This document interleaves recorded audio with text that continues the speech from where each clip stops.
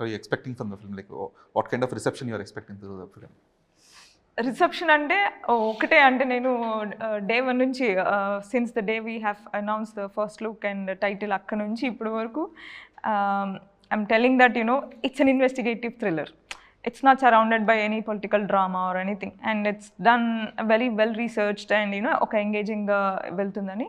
So నేనేమనుకుంటున్నానంటే movie చూసిన తర్వాత ఆ పర్స్పెక్టివ్, ఆ పొలిటికల్ యాంగిల్ పర్స్పెక్టివ్ ఇంకా ఉంటుందా ఉండదా I don't know, but I think that okay, she has improved as a filmmaker, and she made us sit and sit excitedly for 2.5 hours, that I can assure that it will be taken really well.